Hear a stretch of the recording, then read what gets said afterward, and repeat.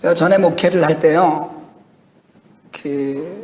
다른 교회 장로님 한 분이 저희 교회에 출석을 하시게 되었어요. 이분이 처음 오시자마자, 그때도 한 5, 60명 이렇게 이제 있고, 그럴 때였는데, 오시자마자 제게 뭐라고 하냐면, 목사님 예배 시간에 가운을 입으시는 게 좋겠습니다. 이렇게 말씀을 하시더라고요. 그럼 제가 그런 일에 별로 주관이 없거든요. 줏대가 없다고 그러죠. 뭐 아무것도 묻지 않고 얼른 그랬죠. 아, 그래요? 그럼 다음 주부터 입어야 되겠네. 그럼 입읍시다. 그러고 입었어요. 그럼 왜 가운을 입으라고 그랬겠어요? 그분이. 그 장로님은 신앙생활을 그렇게 해온 거예요. 그냥 가운을 입는 걸로. 그래서 한동안 정말 추우나 더우나 열심히, 그러니까 매주일 가운을 입고 예배를 드렸어요. 그러다 슬그머니 가운을 안 입었죠. 시간이 이제 한참 지나다가 아무 말씀 안 하시길래 슬그머니 벗고 가운을 그냥 안 입었어요. 대강절 기간이었는데 가운을 안 입었더니 장로님이 이제 한동안을 이렇게 째려보고 눈여겨보시다가 다른 말은 못 하시다가 나중에 지나가는 말처럼 그러시더라고요. 목사님 요새 왜 가운을 안 입으세요? 그래서 오래전부터 물어보고 싶었는데 제가 보니까 아무 말 없이 어느 날부터 가운을 안 입으니까 이거 참고 있다가 이제 물어보신 거예요.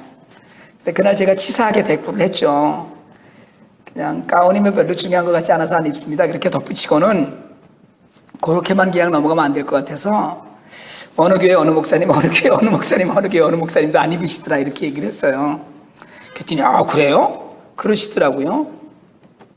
그러니까 이제 제가 목사가 가운을 입고 예배를 드리니까 그때 장로님이 3분 계셨으니까 장로님들이 2분 계셨군요. 2분이 계시니까 장로님들도 대표 기도 때는 올라와서 장로 가운을 입고 예배 드리고 이렇게 했어요. 많은 교회에서 목사님이 예배 드릴 때 가운을 입고 예배를 드립니다. 실제로 많은 교회에서 그래요. 그리고 실제로 저희는 이제 교단이 CRC니까 그렇지만 장로교 예전에는 가운에다가 이 로만 칼라라고 그러죠. 클러지 셔츠를 입고 예배를 인도하는 걸 권해요. 그게 강제로적인 이야기는 아닌데요. 심지어 서울에 있는 어떤 교회는 아주 큰 유명한 교회인데 방문해서 설교하러 방문하신 목사님도 가운을 입히더라고요. 그러니까 그런 목사님들을 위한 가운도 준비를 해놓고 아예 그 예배를 그렇게 해요. 그뿐이 아니고 봉헌 담당자니 전부 다 가운을 입혀서 예배를 드려요. 여러분, 그런데요, 한 가지 꼭 알아두셔야 될 건 가운은 입어도 괜찮고 안 입어도 상관없습니다. 성찬하면서 가운을 입느냐 마느냐, 하얀 장갑을 끼느냐 안 끼느냐, 이것도 논쟁거리예요. 그래서 어떤 교회는 그것 때문에 분란이 일어나고 이런 일이 있었다고 그러더라고요. 제가 한 번은 가운을 입고 성찬식하고 지난주에는 가운을 입지 않고 성찬을 집례했어요. 사람과 하나님 앞에서 차리는 예의, 그 예의 가운데 하나가 가운이고요. 또 인간의 연약한 것들을 가리는 그런 역할이 가운이고요. 그리고 목사님들 가운 입고 수틀이라고 그러잖아요. 목에다 거는 그건 멍에를 상징하는 거거든요. 예수님의 멍에를 내가 지겠다 이런 뜻이고요. 그리고 이렇게 초록색, 보라색, 빨간색, 하얀색 색깔을 바꿔서 가면서 장식하고 하는 것들, 이것도 예전이라고 그래서 예배의 전통으로 우리가 내려오는, 우리가 꼭 지켜야 되는 것들 중에 하나입니다. 거의 대부분의 교회가 성가대는 무조건 가운을 입히고요. 정이 안 되면 복장을 통일하기도 하잖아요. 하얀 웃도리에 까만 바지 이렇게 식으로. 근데 이제 이런 모든 일들이 사실은 예배를 예배답게 드리려는 문화에서 온 것이지 그게 예배의 중요한 본질은 아니라는 거예요. 예배의 본질은 아닙니다. 한국 교회도 요즘은 넥타이 안 매고 남방 셔츠 입고 주일 예배를 인도하시고 설교하시는 목사님들이 많이 이제 눈에 띄고요. 특별히 미주에 있는 한인 교회들 중에 그런 분들이 제법 있어요. 제가 전에 티넥에 있는 리드머 처치에서 개척한 티넥에 있는 교회를 빌리려고 방문해 본 적이 있는데 성찬식 집례를 하는데 목사님이 청바지 입고 청카바라고 그러죠. 남방 셔츠를 입고 성찬식을 집례하시더라고요. 저도 이제 어느 날인가 한번 그냥 티셔츠를 입고 이 자리에 서서 그 설교를 한번 해보려고 지금 제가 단단히. 근데 이게 잘 안 되는 거야. 오늘 티셔츠 입고 나가서 설교를 한번 하면 성도들이 좋아할까 나빠할까 기절할까 다음 주에 성도가 늘까 줄까 이제 머릿속이 막 복잡해서 그냥 이러고 나오거든요. 매주 생각하다가 오늘 티셔츠 입고 나가서 설교할까 이러다가. 여러분들은 티셔츠 입고 나오고 막 그러는데 왜 목사는 왜 안 돼요? 안 되는 이유가 뭐예요? 목사와 성도가 수직적인 관계가 아니라니까요. 목사와 성도는 수평적인 관계고 서로 다를 바가 없는데 우리 이제 그런 것들을 굉장히 강조를 해요. 근데 여러분 사실은 가운에서 시작된 예배의 본질에 대한 질문, 형식에 대한 질문은 우리가 잘 하지 않는 질문입니다. 왜냐하면 늘 그렇게 해왔고 또 사실은 여러분들 제가 가운을 입고 한다고 누가 뭐라 그러시는 거 아니고 벗고 한다고 가운 왜 안 입었냐고 그 장로님 저는 그렇게 관심 갖고 있는 것도 아니고요. 그러니까 예배의 본질이 뭔가에 대한 생각을 잠깐 내려놓으면 사실은 그게 예배의 본질처럼 느껴지는 거예요. 아, 가운을 입고 목사님이 홀리해 보여야지 이런 얘기를 하는 거거든요. 제가 그러면 홀리해 보이려고 염색을 안 하거든요, 머리에. 엊그저께 머리 자르러 미자원 갔더니 원장님이 그러시더라고요. 목사님은 절대로 염색하지 마세요 그러더라고요. 왜요? 그랬더니 인물이 너무 괜찮아서 염색까지 하면 교회 젊은 여자애들로 미어 터지면 어떡하느냐고 그렇게 걱정을 해 주시더라고요. 중요해요. 형식은 내용을 담는 그릇이긴 합니다. 예를 들자면 가운을 입고 설교할 때 이렇게 함부로 좀 까부는 소리를 잘 못하고 그렇잖아요. 좀 이렇게 좀 덜 자유롭죠. 중요합니다. 그런 것들이 무시할 일은 아니에요. 그런데 우리가 자주 본질을 놓치고 있다는 거예요. 거기에 치우치다 보니까 더 중요한 것이 있다는 걸 자꾸 잊어버려요. 내가 너무나 잘하고 있다고 생각해요. 근데 잘하고 있는 게 아니거든요. 잘하고 있지 못한 것들이 있는데도 불구하고 우리는 이렇게 했으니까 예배를 잘 드리고 잘하고 있다 이렇게 생각을 해요. 오늘 우리가 읽은 본문 예배에 대해서 우리가 이렇게 모여서 드리는 예배에 대한 질문으로 시작해서 예수님의 예배에 대한 정의를 듣는 그런 말씀이거든요. 우리가 너무나 잘 알듯이 사마리아 땅을 지나시다가 우물가에서 한 여인을 만나서 이런저런 이야기 끝에 이 여인이 한 이야기예요. 자신의 처지를 너무나 정확하게 알고 계셨거든요, 예수님이. 그러니까 지금 살고 있는 남자가 5번째 남자가 있다는 말씀에 당신은 선지자로소이다 이 얘기를 해놓고 거기서 더 발전하면 속에 미천 다 드러날까봐 화제를 싹 돌렸어요, 이 여자가. 그래서 뭐라 그랬냐면 우리는 이 산에서 예배를 드리는데 당신들은 예루살렘에서 예배를 드려야 된다고 합디다. 나는 사마리아인이고 예수님 유대인이시니까 뭐가 옳은 거야? 라고 묻는 거예요. 그러니까 화제를 바꾸면서 예배에 관한 질문을 했는데 여기서 굉장히 중요한 말씀을 하셔요. 예배의 장소에 관한 의문이었어요. 어디서 예배를 드려야 되는가? 뭐가 맞는가? 근데 예수님은 유대인이고 전통적으로 사실은 성전에서 예배를 드렸던 것에 대해서 너무나 잘 아셨는데 오늘 예루살렘 성전에서 예배를 드려야 돼라고 이야기하지 않으셨어요. 여러분 사실 우리는요 천장이 높고 큰 파이프 오르간 등이 주는 우리가 지금 쓰고 있는 이 예배당 같은 곳이 훨씬 은혜가 된다 이러는 분들이 많습니다. 정말 은혜가 된다 이러는 분들이 많아요. 그 노래를 성악을 잘 하시는 분들 중에 제가 잘 아는 권사님 한 분 계신데 그분은 이 높은 천장이 있는 교회를 굉장히 미스해요. 소리가 공명이 잘 된다는 거예요. 예배당 천장이 높아야 된다고 여전히 믿기도 해요. 우리가 작년에 개척 준비를 위해서 주일 예배를 드릴 때 사무실 건물인 선교관에서 3개월 예배를 드렸잖아요. 그러고 나서 올드테판 예배당은 아주 깨끗하고 천정이 높았어요. 그리고 지금 이 예배당은 고색 창연하고 전통적으로 아주 훌륭한 예배당으로 보입니다.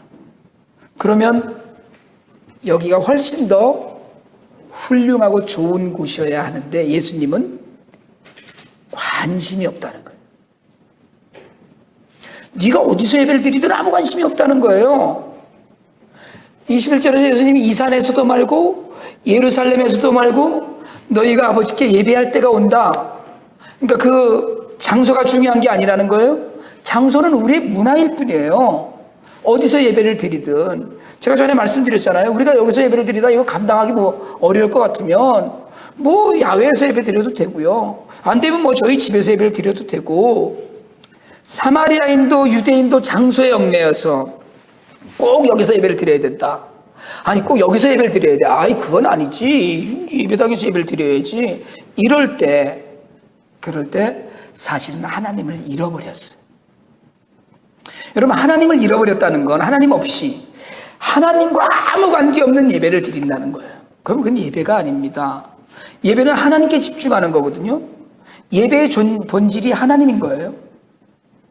그러니까 물론 하나님께 집중하기 위해서 예배당 건물을 잘 짓고 보기도 좋게 하고 특별히 음향애들 뭐 요즘은 뭐 그 교회를 새로 짓는 교회들마다 음향에 많이 신경을 쓰잖아요. 그러니까 유대인도 사마리아인도 하나님을 산속 제단이나 예루살렘 성전에만 계신 분인 것처럼 가둬둔다는 거예요. 그러니까 꼭 성전에 가야 돼. 꼭 예배당에 가야 돼. 이 얘기 잘못하면 또 다음 주부터 예배당 안 가도 된다 그러고 집에 있는 건 아닌가 모르겠는데요. 하나님은 우주 만물 어디나 계시고 사람의 손으로 지은 전에 계시지 않는다고 하면서도 그래도 예배는 예루살렘 성전에서만 드려야 한다는 주장이 늘 있어 왔어요. 여러분 틀린 말이 아닙니다. 예배는 모여서 드려야 되니까 모여서 드리려다 보니까 장소가 필요했고요. 장소가 필요하다 보니까 기왕이면 조금 더 하나님께 집중할 수 있는 그런 환경 좀 만들고 그리고 좀 더 좋은 걸로 드리고 싶으니까 뭐 정말 스테인드 글라스도 만들고 뭐 이렇게 만들고 있지만 여러분 예배는요 정말로 예수 그리스도를 나의 주로 고백하고 그런 믿음 가운데 시간과 장소에 구애받지 않는 게 정말 중요합니다. 하나님께서 원하시는 모습 그걸 드리는 건데 그러니까 사실은 예배는 우리 삶 전체를 드리는 거예요. 오늘 그런 가운데 예수님께서 23절에서 하나님 아버지께 영과 진리로 예배하는 자를 하나님이 찾으신다고 얘기하셨어요. 여러분 모든 이들이 예배에 참석합니다. 열심히 참석해요. 여러분 크리스찬과 넌 크리스찬을 어떻게 구분합니까? 저 사람 기독교인이야 저 사람 아니야 이거 어떻게 구분해요? 난지 않아요. 주일날 어디 있느냐로 알 수 있어요. 주일날 집에 있거나 골프장에 있거나 다른 볼일 본다면 기독교인인 것을 의심해도 전혀 관계없어요. 그런데 주일날 교회에 있다면 기독교인이잖아요. 그렇잖아요. 물론 스스로 성도라고 하면서도 주일날 다른 일 때문에 교회에서 예배를 드리지 못하는 경우도 적지 않습니다. 사실은 그래요. 제가 잘 아는 많은 분들이 주일날 비즈니스 때문에 주일 예배를 많이 어려워하고 힘들어하는 걸 많이 보아왔어요. 전에 목회할 때도 그런 분들이 곧장 있었고요. 그러나 어쨌든 일반적인 구분은 예배를 드리느냐 안 드리느냐로 기독교인이냐 아니냐를 알 수 있다는 거예요. 그러니까 주일날 예배를 드리는 사람 모든 사람을 기독교인이라고 해요. 근데 오늘 주님은 하나님이 찾으시는 참된 예배가 따로 있다는 거예요. 그러니까 성전에 가서 앉아있다고 성전에 가서 예배드렸다고 그리심산이라고 하는 그 산에서 전통적으로 우리 조상들을 따라가면서 예배를 드렸다고 그게 예배가 아니라는 거예요. 지금 주님이 하고 싶은 말씀이 따로 있어요.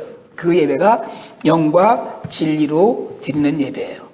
23절 다시 한번 읽어보려고 하는데요. 제가 이따가 다른 성경 구절들은 PPT로 보여드리겠지만 지난주에 말씀드렸던 것처럼 오늘부터 당분간 여러분이 성경을 좀 찾아가면서 예배를 드리려고 합니다. 오늘 우리가 읽은 본문 요한복음 4장 23절입니다. 같이 한번 읽읍시다. 시작. 하나님께 참되게 예배하는 자들은 영과 진리로 예배할 때가 오나니 곧 이때라. 하나님께서는 자기에게 이렇게 예배하는 자들을 찾으시느니라. 영과 진리에서 영은 인 스피릿이고요. 영적인 예배라는 거예요. 그러니까 우리의 가장 깊이 있는 영혼으로부터 나오는 예배, 우리의 영혼 깊은 곳에서 우러나오는 마음으로 하나님께 드리는 예배를 얘기하는 거거든요. 여러분 근데 우리는 몸으로 다 해요. 찬양도 하고 성경도 읽고 설교도 들어요. 그러나 내 내면 깊숙한 곳에서 내 영혼에 울림이 있는 예배를 드리는가? 내가 정말 영적인 교감이 하나님과 있는가? 이걸 좀 우리가 늘 생각을 해야 되거든요. 더군다나 문제는 뭐냐면 우리의 영이 깨끗하지 않기 때문에 문제라는 거예요. 여러분, 우리의 영이 깨끗하면 하나님과 이렇게 이러는데 별로 어려움이 없겠지만 이게 어렵다는 거예요. 그래서 우리에게 필요한 것, 성령의 인도하심, 성령의 도우심을 따라야 돼요. 성령이 우리 안에 거하셔서 우리의 영이 성령에 감화되고 성령과 연합해서 예배를 드리면 그게 우리가 회복되고 변화되는 예배가 돼요. 하나님께서 기뻐하시는 예배를 드릴 수가 있어요. 그러나 영으로 드리는 예배가 아니고 예배의 성공을 바라는 건 무리입니다. 그냥 나와서 앉아있는 시간 때우는, 면피한다고 그러잖아요. 정말로 많은 분들이 주일날 교회를 안 가면 뒤통수가 근질거리는 것 같고 그게 그냥 나가는 거예요. 그냥 나가는 거예요. 그러나 오늘 주님은 분명히 영으로 예배드리는 자를 하나님이 찾으신다. 왜? 영적으로 하나님과 교감하는 자를 찾으시는 거예요. 오늘 예배 시간에 앉아서 정말 하나님이 내게 이런 은혜를 주셨구나. 찬송을 하나 부르는데 그래 맞아, 가사를 생각해 보니까 주님 품 안에 나를 품어주시는구나. 이런 교감이 있고 감동이 있고 감격이 있는 예배를 드려야 되는데 이게 아닐 때 그냥 앉아있다는 거예요. 진리는 뭡니까? 진리는 제가 성경 공부할 때마다 물어보거든요. 진리가 뭐냐? 하도 많이 물어봤더니 요즘은 거의 다 정답을 말씀하시더라고요. 진리는 변하지 않는 걸 이야기해요. 진리가 뭡니까? 그럼 변하지 않는 겁니다. 뭐가요? 변하지 않는 건 오직 하나뿐이에요. 하나님께 있는 것만 변하지 않아요. 세상 모든 것이 다 변합니다. 영원한 것 전혀 없어요. 물질도 사람도 우리가 높이 평가하는 어떤 일도 지식의 모든 것도 다 영원하지 않아요. 여러분, 시간이 지나면 달라지고요. 장소가 바뀌면 달라지고 상대하는 사람이 바뀌면 다 달라지는 것이 사람의 모든 일이에요. 그렇게 아끼던 돈도 오늘 우리 주머니에 있는 돈이 작년에 있던 돈이 아니란 말이에요. 내 주변에 있는 사람들, 물론 여러분 같이 늘 가고 있는 그런 공동체도 있지만 다 달라져요. 근데 변하지 않는 것이 있다는 거예요. 하나님은 변하지 않으셔요. 여러분, 하나님은 어제나 오늘이나 내일이나 영원히 동일하십니다. 아이고, 하나님 변덕 심하셔서 변했어. 하나님 변했다고 그러는 성도가 가끔 있더라고요. 하나님 변하지 않으셔요. 진리 변하지 않아요. 그런데 진리는 예수님이에요. 예수님이 행하신 모든 말씀과 행위와 그 모든 것들이 진리예요. 내가 곧 길이요 진리요 생명이니 나로 말미암지 않고는 아버지께로 올 자가 없다고 얘기하셨잖아요. 그러니까 예수님 진리를 통하지 않고 하나님께 예배드릴 수도 없다는 거예요. 그 말씀, 예수님을 마음에 품고 예배를 드려야 된다는 거예요. 그러니까 예배는 삶에서 말씀이 드러나는 거예요. 율법이 드러나고요. 주신 말씀이 드러나고, 야, 오리를 가라 그러면 십리를 가져라. 이 말씀이 내 안에 체질이 돼갖고 뭐래도 조금 더 주고 싶고 더 사랑하고 싶고 십자가 생각만 하면 눈물이 나고 이게 그 예수를 통한 예배가 되어야 되거든요. 그리고 그게 삶이 되어야 돼요. 내 삶에서 주님의 말씀이 드러나서 내 삶에서 하나님을 깨끗하게 남들에게 드러내고, 아까 우리가 외웠던 성경 말씀처럼 마태복음 5장 16절 말씀처럼 우리의 착한 행실을 보고 사람들이 하나님께 영광을 돌리게 할 수 있는 그런 삶, 그게 말씀이 우리 안에 있는 삶이거든요. 그래야 영과 진리로 예배를 드리는 사람이 된다는 거예요. 그 영과 진리로 예배를 드리는 사람은요, 그냥 간단한 마음으로, 간편한 마음으로 예배 자리에 나오지 않습니다. 자신을 산 제물로 드리는 사람이라고 그래요. 로마서 12장 1절인데 제가 찾는 시간을 주려고 이 본문을 함께 읽습니다. 한번 같이 읽습니다. 시작. 그러므로 형제들아, 내가 하나님의 모든 자비하심으로 너희를 권하노니 너희 몸을 하나님이 기뻐하시는 거룩한 산 제물로 드리라. 이는 너희가 드릴 영적 예배니라. 우리 몸이 거룩한 산 제물로. 제물은 뭐예요? 재물은 죽는 거예요. 재물은 죽는 거예요. 어디서요? 살아서 와서 여기서 죽는 거예요. 산 제물로 드렸는데 제단 앞에서 죽는 거예요. 왜요? 주님, 나는 십자가에서 주님과 같이 죽었습니다. 이게 고백인 거거든요. 살아있지만 산채로 나는 죽었습니다 하고 제단 앞에 엎드리는 것, 이게 예배라는 거예요. 자기를 부인하는 거예요. 나는 아닙니다. 내 안에 예수 그리스도와 하나님이 살아계셔야 됩니다.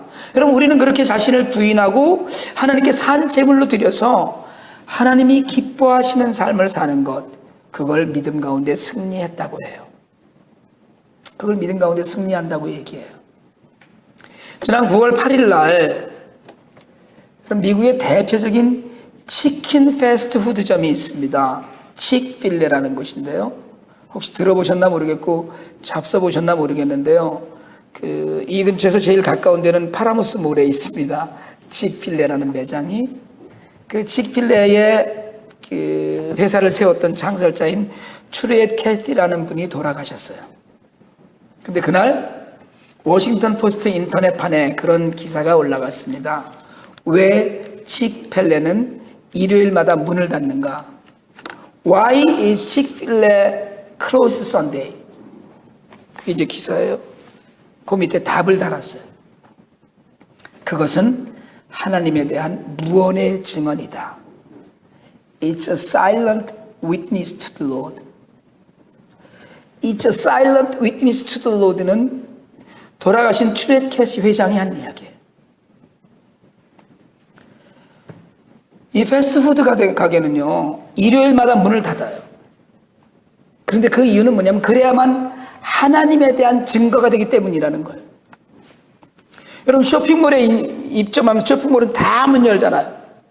썬데이에. 물론 우리 버겐카운티는 블루로 때문에 문을 열지 않습니다만은 어느 쇼핑몰에 들어가 있어도 문 닫아요. 그럼 여러분, 사람들이 푸드코트에 딱 와서 보면 다 문 열고 있는데 그 가게만 문을 닫고 있는 거예요. 썬데이에. 1946년에 이 회사가 세워졌는데요. 그 이후에 한 번도 어기지 않고 문을 닫았어요. 그런데 매년 매출이 증가해서 2013년 기준으로 미 전역에 1,800개 매장이 있는데 50억 달러의 매출을 올렸답니다. 더 놀라운 건 2010년도에 한 점포당 매출, 단위 점포당 매출을 비교해서 맥도날드를 제쳤어요. 칙필레의 한 점포당 매출이 평균이 270만 불인데요. 1년에 270만 불어치를 파는 거예요. 그런데 일요일에 문을 여는 맥도날드가 240만 불이었어요.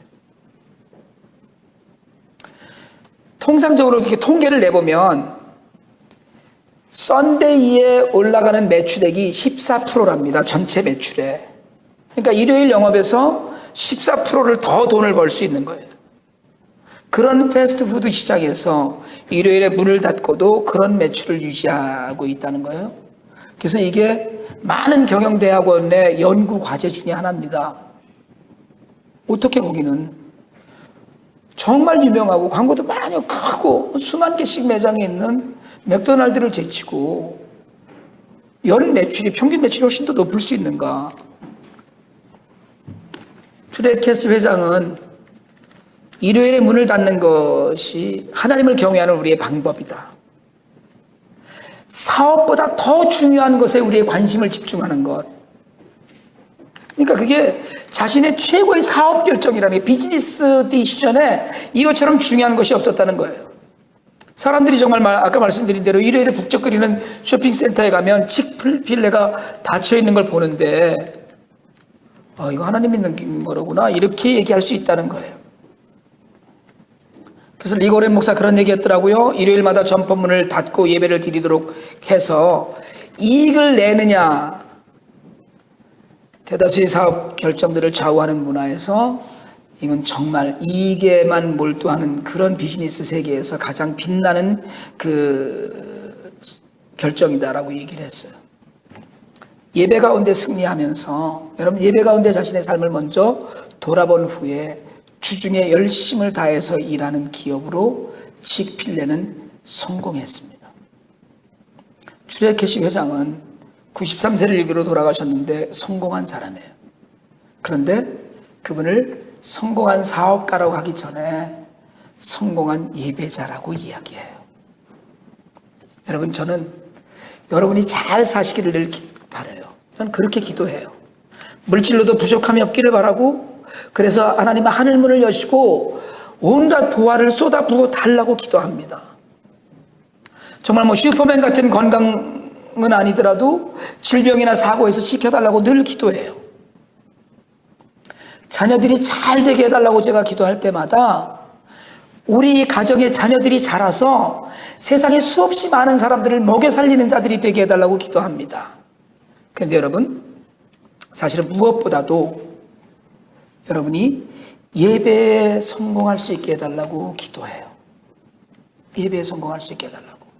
우리 요한삼서 1장 2절입니다. 한번 읽습니다. 사랑하는 자여, 내 영혼이 잘됨 같이 내가 범사에 잘되고 강건하기를 내가 간구하노라. 영혼이 잘된 후에 잘되는 거예요. 영적으로는 개판인데 그런데 다른 일이 잘 된다, 이거는 그런 사람들 많이 있습니다. 여러분, 예수 전혀 안 믿는데 무지하게 부자로 사는 사람들이 너무나 많아요. 예수하고는 전혀 관계없는데 하는 일마다 승승장구하고 사업이 번창하는 사람들이 얼마나 많은지 모릅니다. 근데 그게 뭐예요? 제가 너무나 친하게 잘 아는 분, 그분 집에 제1 응접실이 이 교회 본당에 좌석만 해요. 응접실이 3개가 있는데 응접실에 그랜드 피아노를 들여놨는데 저 끝에 구석에 조그맣게 있는 거예요. 애 밥 먹으러 내려오라고 마이크로 얘기해요. 그런 집에 살아요. So what? 그런데요,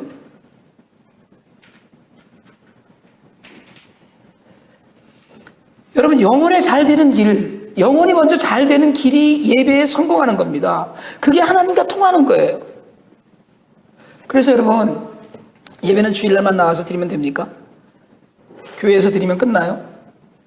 여러분, 주일 예배, 수요 예배, 토요일 새벽 예배 우리가 이렇게 예배 드리는데요, 몇 사람 모이지 않지만, 어떤 토요일 날은 한 사람밖에 없지만 예배 드려요. 하나님과 약속이니까 성전에 불 밝히고 예배 드립니다. 여러분, 무엇보다도 예배 열심히 참석하세요. 성령의 임재를 체험하고 성령의 인도하심을 따라서 하나님께 영과 진리로 예배 드릴 수 있기 바랍니다. 근데 거기서 멈추지 않고 그렇게 예배에 승리하고 성공한 사람은 나가서 사는 모습이 다르더라는 거예요. 세상으로 나가서 은혜를 누리고 나눌 수 있어야 되거든요. 아, 세상 사람들이 저 사람 정말 예수 믿는 사람이로구나, 썬데이에 가게 문 닫으니까 저 예수 믿는 기업이로구나, 이렇게 얘기하듯이 예배로 승리한 사람들, 진리의 말씀대로 사는 사람이 되어야 돼요. 우리가 매주일 주보하고 CD 몇 장 가지고 나가서 전도한다고 하지만, 여러분, 우리가 예배의 승리에서 살아가는 방식이 달라지고 그 방식이 달라져서 세상이 우리를 인정하면 교회는 저절로 부흥이 돼야죠. 예수 믿는 사람들이 많이 늘어나야 돼요. 우리 교회처럼 아무것도 없잖아요. 찬양팀도 없고 찬양대도 없고 무슨 예배당 불편함 없이 와서 예배 드린다고 그러지만 없는 것 투성이에요. 그러나 한 가지 위로가 되는 건 주님께서 가운 입고 설교하고 무슨 거룩한 제사장 세우시고 찬양팀이 없어서 야, 니는 안 되겠다, 이러지 않으신다는 거예요. 우리가 비록 부족한 건 투성이지만 그래서 대신 더욱더 주님께 매달릴 수 있고, 우리가 비록 가진 것이 없지만 그런 것에 신경 쓰지 않는 하나님을 섬기는 그 자세, 가운은 입어도 되고 안 입어도 돼요. 넥타이 매도 되고 안 매도 돼요. 성가대 있어도 되고 없어도 돼요. 혹시 오늘 친교에서 밥을 못 먹어도 되고 먹어도 좋아요. 예배만 살면, 그러면 성공할 수 있어요. 여러분, 선교요? 꼭 해야 되죠. 형편이 정 안 되면 못 할 수 있어요. 근데 예배는 그 모든 것을 합친 것보다 더 중요합니다. 예배가 없는 선교가 뭐 필요해요? 여러분, 예배가 없는 전도가 뭐가 중요합니까? 예배가 없는, 예배에 승리해야 산 제물로 하나님께 드리는 삶을 살 수 있는데, 여러분, 우리는 예배의 가치는 당연한 걸로 생각하다가 놓쳐버려요. 예배는 당연히 드리는 거니까. 제가 그래서 늘 그런 얘기 했었거든요. 전에 목회할 때는 그 유치부, 유년부 뭐 이렇게 주일학교 선생님들 예배를 안 드리면, 일부 예배, 교사 예배를 못 드리면 그날 봉사 못하게 했어요. 밥하느라고, 여성계 회장님이나 친교부장님은 밥하느라고 맨 뒤에 앉았다가 예배가 어떻게 끝나는지 안 끝나는지도 모르고 일단 또 쪼르륵 내려가서 밥을 잘 됐나 이제 이거 봐야 되고 그러잖아요. 예배가 완성되지 않는 거예요. 여러분, 바라기는 먼저 예배자의 삶이 되시길 바랍니다. 우리가 모여서 함께 드리는 예배가 정말 우리의 힘의 원천이 되고 승리의 토대가 되시길 바랍니다. 영과 진리로 드리는 예배 드리는 마음, 그런 마음으로 매일매일 살면서 그래서 하나님 주시는 은혜를 누릴 수 있길 바랍니다. 그리고요, 더 중요한 건 나가서 예배자로 사는 것. 밖에 나가서. 교회 안에서는요, 여러분 다 거룩합니다. 다 괜찮아요. 지금 옆에 분들 얼굴 보세요. 얼마나 거룩한 얼굴로 예배를 드리나.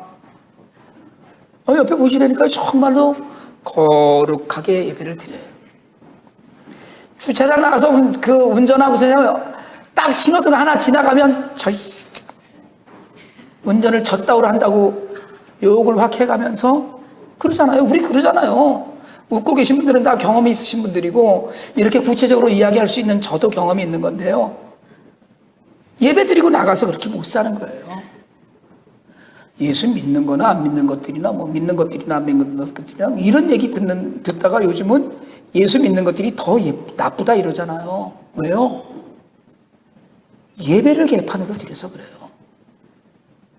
정말 영과 진리로 예배를 드리지 않고 내 주장대로 내 하고 싶은 대로 내 뜻대로 예배를 드리니까 이게 하나님이 받으시기에 너무 힘든 예배를 드리는 거예요. 그러니까 영적인 교감이 전혀 없어요.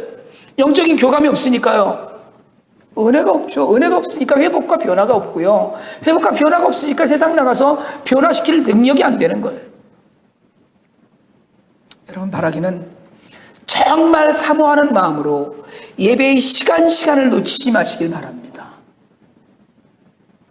밖에 나가서 그때그때 들은 말씀으로 살아가는 능력이 있으시길 바랍니다. 제가 매일 보내드리는 말씀 묵상도 여러분 예배의 하나예요. 저는 매일 저녁에 묵상을 정리하고 이메일로 보내드리면서 페이스북에 올리면서 교회 웹사이트에 올리면서 늘 마음속에 생각하는 게 뭐냐면 이 중에 누군가는 은혜 받기를 바라면서 보내요. 줄여서 300명이 지금 이메일을 받는데 그러잖아요. 어떤 분들이 페이스북에 올리면 댓글을 다는데 뭐 웹사이트에 올리면 몇 명 안 보죠, 사실은. 그렇지만 그 중에 은혜 받는 분들이 있더라고요. 그래서 그렇게 살아봐야 되겠다라고 고백하고 이메일 리플라이하는 분들이 있더라니까요. 갈급한 심령이 되시기를 바랍니다. 성령께서 하나님, 내가 예배의 자리에 꼭 참석해서 하나님을 찬양하고 하나님께 내 속에 있는 걸 털어놓고 기도하고 말씀으로 채워서 다시 한번 회복되고 이런 걸 계속 반복하면서 살기를 원합니다. 밥은 매일 영양 있는 거 따져가면서 먹잖아요, 우리가. 여러분, 하나님을 향해서 우리의 예배의 자세가 바뀌어서 변화되고 은혜를 누릴 수 있게 되기를 원합니다. 그래서 하나님도 기뻐하시고 하나님도 즐겨받으시고 그리고 무엇보다도 우리도 감사한 그런 예배가 우리 교회의 예배가 되기를 원합니다.